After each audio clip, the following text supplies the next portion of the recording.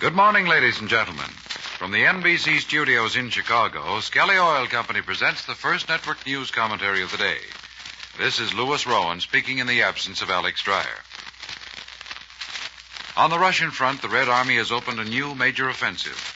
Adhering to their familiar flexible strategy, the Soviets, while maintaining their heavy pressure on the Germans in the southern sector of the long battle line, have launched a powerful drive in the center of the front.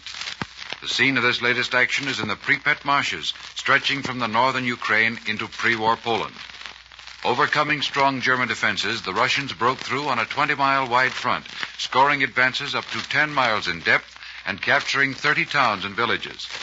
The new offensive is apparently designed to prevent the Germans from building up the difficult terrain of the Pripyat marshes as a protective bastion for their flanks to the north and to the south.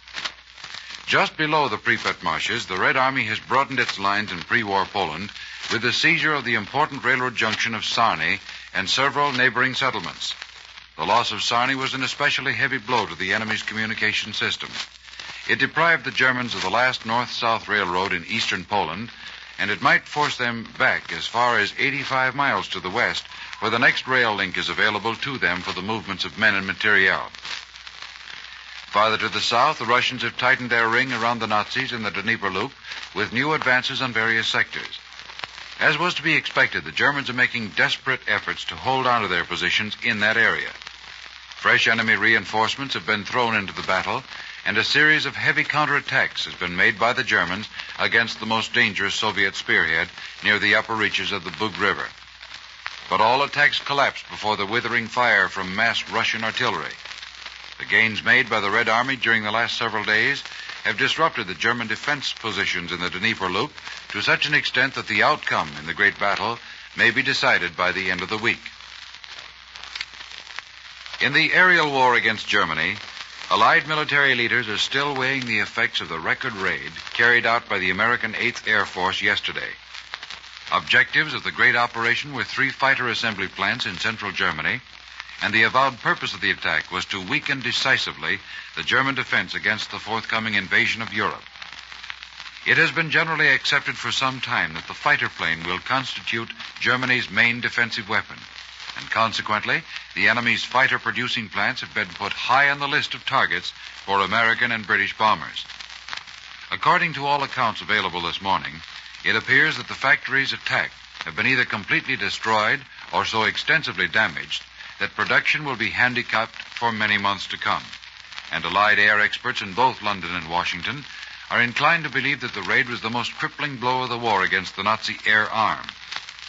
The operation cost the attacking force a total of 64 planes out of about 1,500 participating in the flight. This is the highest loss ever suffered by the 8th Air Force in a single day's operation. But in spite of this loss, it can be expected that such attacks will be repeated until overwhelming Allied supremacy in the air is assured. This has been forecast by General Arnold, Chief of the U.S. Army Air Forces. General Arnold stated last night that were it not for continuing attacks against the production capacities of German aircraft factories, the Nazis might well have succeeded in doubling their fighter strength and thus increasing the difficulties which must be overcome by Allied amphibious landing forces. The furious resistance put up by the enemy's air force against yesterday's attack proves that the Nazis are well aware of the aim of the Allied strategy and of the perilous position in which Germany will find herself in the event that this strategy succeeds. The number of German planes which participated in the 3-hour battle in Germany's skies has been estimated at about 1,000. The unusual strength of the defending force is but another confirmation of the fact that the enemy is now conserving the bulk of his fighter craft for the defense of Germany proper. The decline of German strength in the air over other parts of Europe does not necessarily mean that the Luftwaffe on the whole already has been materially weakened.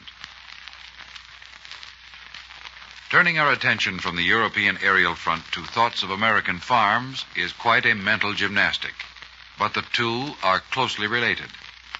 We know how important a role the American farmer is playing in this war, but I don't think we can actually realize how big his job is until we look at facts and figures.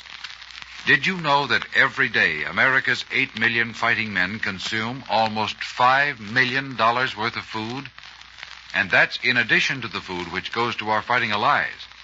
Then there are the people on the home front, 35 million American families who work hard and eat 3 big meals a day. In most instances, those of you on farms are producing food with a shortage of help, and often with a shortage of equipment. So you know the importance of machinery protection. This protection begins with your tractor, placing it in a good shelter out of the reach of damp, rust-developing moisture. It's a good idea, too, that minor repairs be made in time to save machinery from major breakdowns. So inspect your equipment and put your order in early for any new parts you may need. And if you have any idle equipment, lend it to a neighbor. Remember that the lifeblood of your farm machinery is perfect lubrication. And that's why you should use Skelly Fortified Tagolene motor oil. You see, fortified tagolene is made from top-quality base stock to which something extra has been added. This extra ingredient helps to prevent the formation of sludge and carbon-like deposits inside the engine, and it protects alloy bearings against corrosion. Your Skelly tank station salesman or Skelly jobber will deliver any Skelly product you need right to your door. See him soon.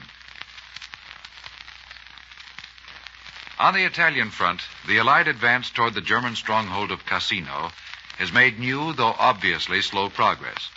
French units attached to the Fifth Army have captured several peaks guarding the approaches to Cassino.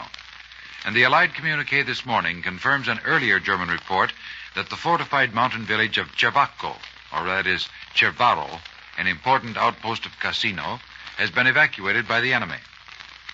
Near the Adriatic coast, operations by the British Eighth Army are again restricted by bad weather. The Nazis, however, are watching the movements of the Eighth Army very closely, claiming that the British are making ready for a major offensive in the immediate future.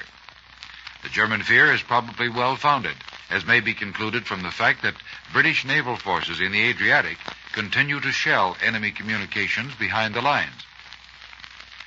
Across the Adriatic Sea in Yugoslavia, the latest German offensive against the partisans has scored gains. The Yugoslavs admit that massed German tanks have broken through to the seat of Marshal Tito's headquarters and that the position of the guerrilla forces has become difficult. The Nazis, who incidentally formally recognized the partisans as full-fledged belligerents a few days ago, appear to be determined to break the back of Yugoslav resistance before an Allied invasion of the Balkans can take place. The recent Allied aerial operations against enemy-held points in the Balkans have led to a mass flight of civilians from Sofia, the much-bombed capital of Bulgaria.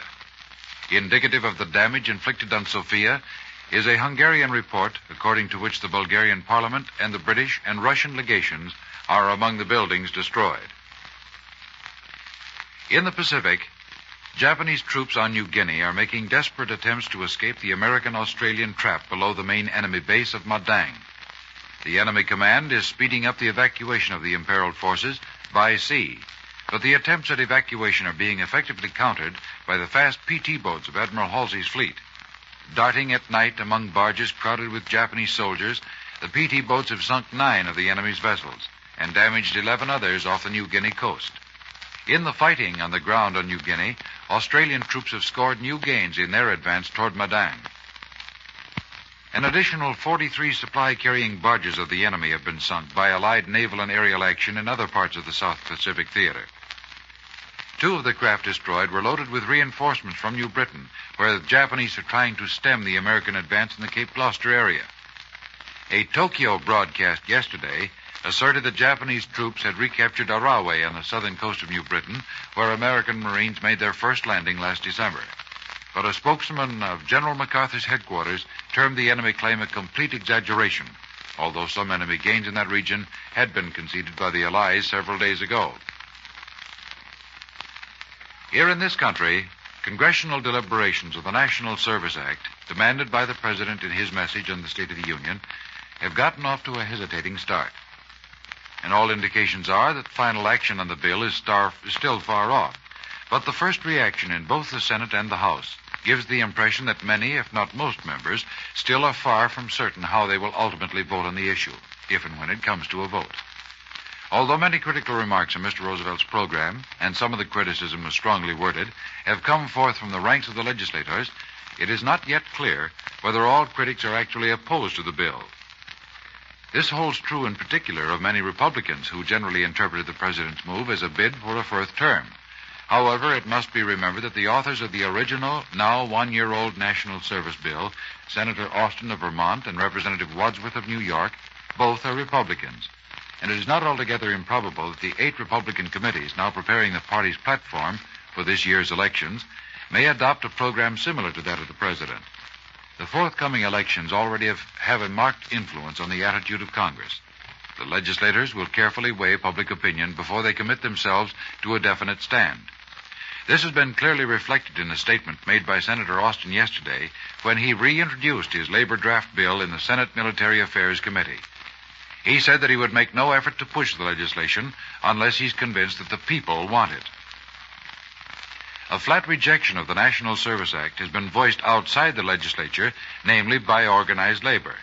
The AFL and the CIO have joined in denouncing compulsory labor service as undermining the basic concepts of American democracy. This attitude is obviously dictated by the fear that the enactment of the service bill may weaken the position of free labor in possible future wage disputes with employers. The president had anticipated such an objection on the part of the unions. In his message, he demanded that Congress, as a preliminary to compulsory labor service, should adopt stiffer taxation and measures for the stabilization of the cost of living. But the Senate yesterday adopted the greater part of the tax bill passed by the House several weeks ago, thus rejecting the tax program of the administration. And it is very doubtful whether the president will have more success with his proposals for the establishment of higher ceilings. For all these reasons, the National Service Bill seems to have little chance of reaching the floor in both houses of Congress. The recommendation of compulsory labor service by the president has brought forth lengthy comments from Germany and Japan. Berlin claims that compulsory labor service was an invention of the totalitarian states and derides what it calls Roosevelt's attempts to copy it for the salvation of democracy. Tokyo is trying to draw comfort from the president's program, observing that such a drastic legislation would not have been proposed if the war situation were really favorable to this country and Britain. But behind these statements is the ill-concealed fear of the Axis powers that our resources might be marshaled for the war more completely than heretofore. And the enemy has come to have respect for our war production as it is. Your Scal gas dealer knows what saving natural gas means in these wartime days, and so he brings you these timely hints. By saving natural gas, you save coal and oil, which are used as alternate fuels. When you're preparing a meal, be sure to cook your food no longer than necessary. Don't use 2 ovens when one will do the job, and fill that one oven to capacity. Now, here's an idea for those of you who have large ovens. Plan your baking so as not to require full heat more than once or twice a day. Conservation of gas is an all-year-round home front job that we'll be able to face with a smile if we bear in mind that the less gas we use for cooking, the more we'll have to cook Hitler's goose. Scal gas is a modern home fuel. If you're cooking with old-fashioned methods, you can look forward to a Scal gas kitchen when the war is over. It will give you something modern and pleasant to plan for. And remember that the war bonds you buy today will play a big part in that plan, too. See your Scal gas dealer. The State Department has disclosed that the first repatriates to be brought home from Japanese internment camps in the Philippines are on each prisoner exchange are selected from these categories. 1, those under close arrest. 2, interned women and children. 3, the seriously ill. And 4, interned men with preference given to married men long separated from their families in the United States. This procedure, the department says, was followed by Swiss diplomats in charge of American interests in the Far East when the exchange ship Gripsholm made its most recent trip. It was also disclosed that the Japanese government so far has refused to discuss a third exchange of prisoners until it receives a report of treatment of interned Japanese in this country. Spanish representatives in charge of Japanese interests have been requested to supply the information for Japan. And that's the news to now. Listen again tomorrow morning as Skelly Oil Company brings you the first network news analysis of the day, presented Monday through Saturday, same time, same station. Louis Rowan speaking. Have a good day. This is the National Broadcasting Company.